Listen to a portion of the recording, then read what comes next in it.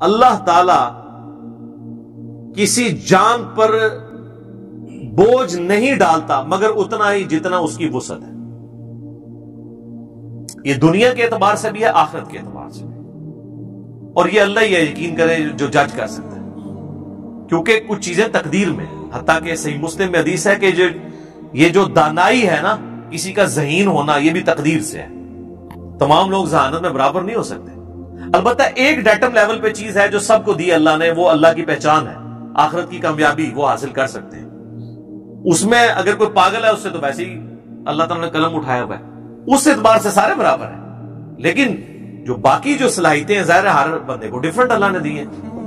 تو اللہ یہ جج کر سکتا ہے کہ اس کو میں نے 100 نمبروں کی صلاحیت دی تھی، اس نے 70 حاصل کیے، یہ ناکام ہے. اس بیچارے کو صلاحیت ہی 50 کی دی تھی، اس نے 50 میں 50 حاصل کر لیے، اگرچہ 70 سے کم ہے، لیکن اس کی 100/100 ہے.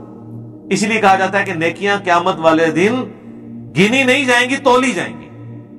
کسی شخص کی ایک نیکی کسی کے 1,00,000 نیکی کے برابر بھی ہو سکتی ہے، کیونکہ جو اسے اللہ نے شاکلہ دیا تھا.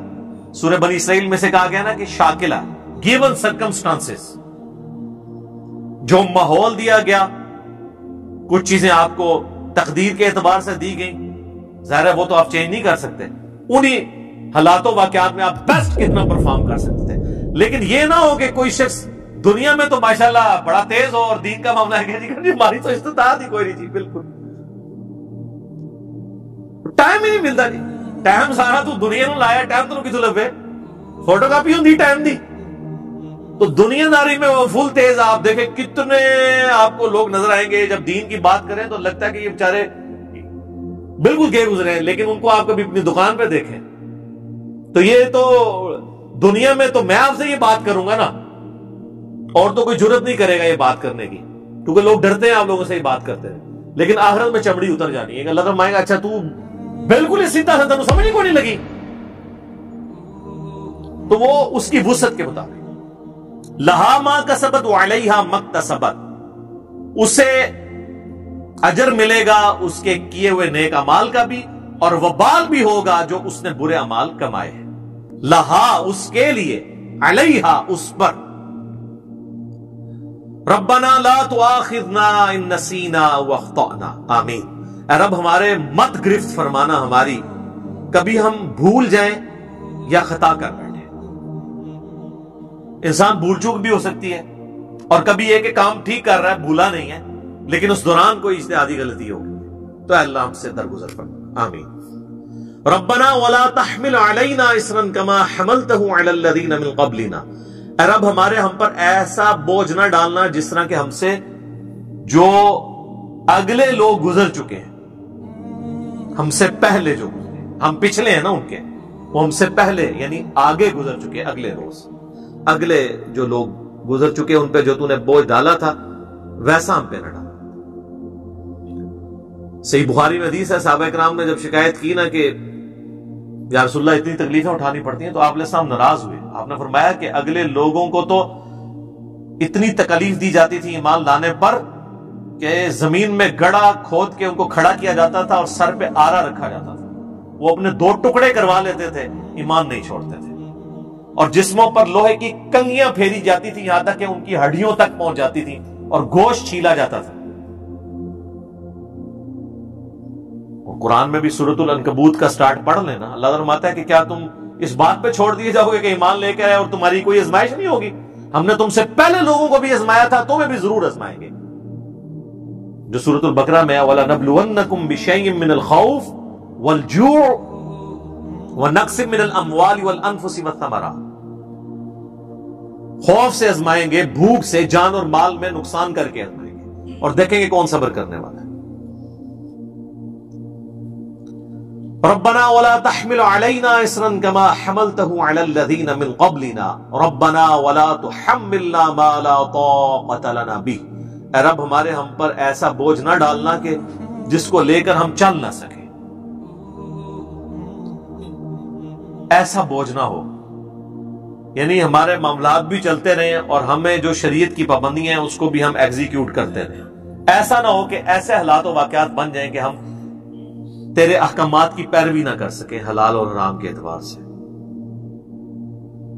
واعف عنا، اے اللہ ہم سے درگزر فرمانا، آمین۔ ویسے عفو کہتے ہیں ڈھیل دینے کو، چھوڑ دینا۔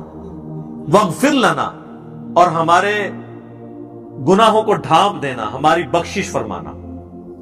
وارحمنا، اور ہم پر رحم فرمانا۔ انت مولانا، تو ہی ہمارا پشت پناہ ہے۔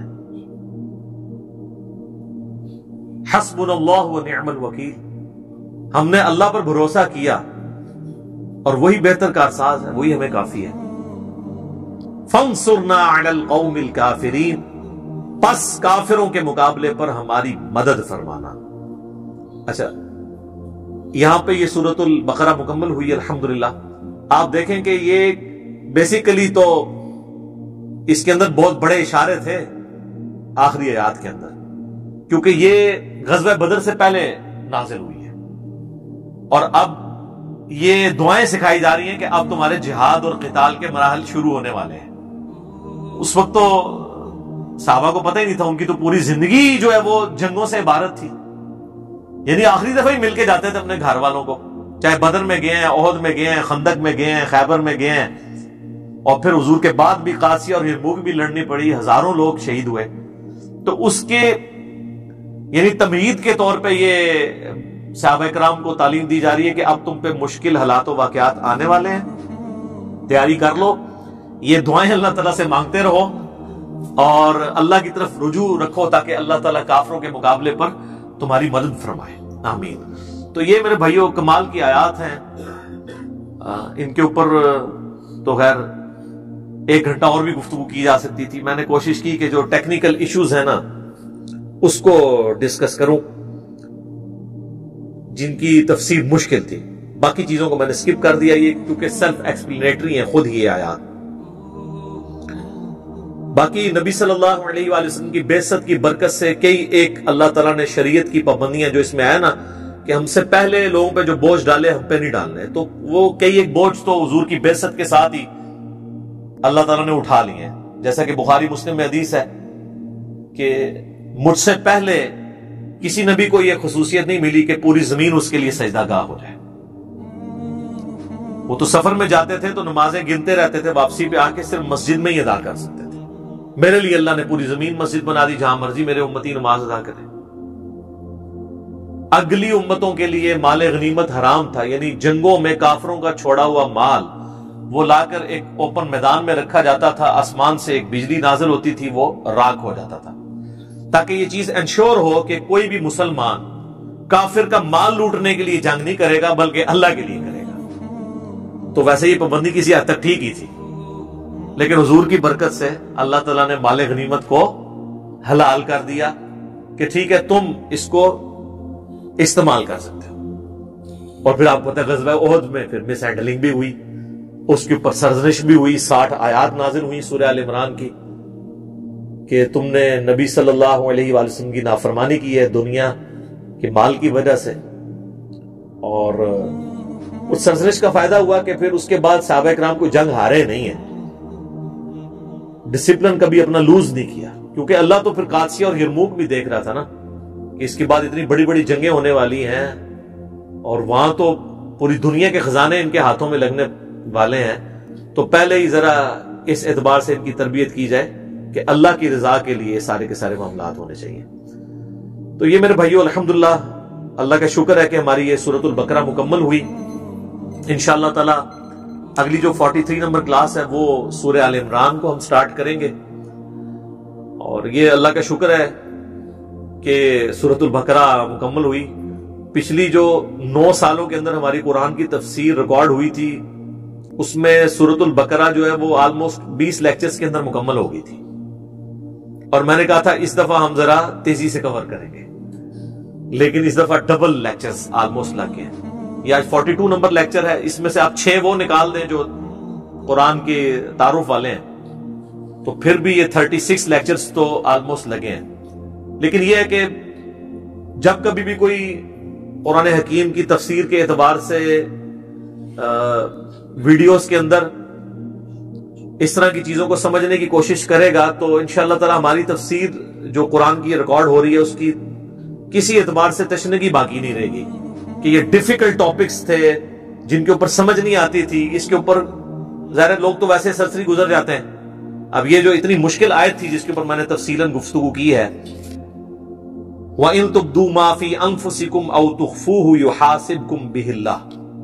آپ پرانے بزرگوں کی، بڑے بڑے بزرگوں کی تفاسیر بھی اٹھا کے دیکھ لیں، وہ تو ان آیات کو اس طریقے سے یعنی آگے پیچھے کر گئے کہ جیسے یہ کوئی ایسا مقام ہی نہیں ہے کہ یہاں پر رکا جائے، حالانکہ یہ سب سے ڈینجرس مقام ہے قرآن حکیم میں کہ اللہ تعالیٰ دل کے گناہوں کے اوپر بھی گرفت فرمانے والا ہے۔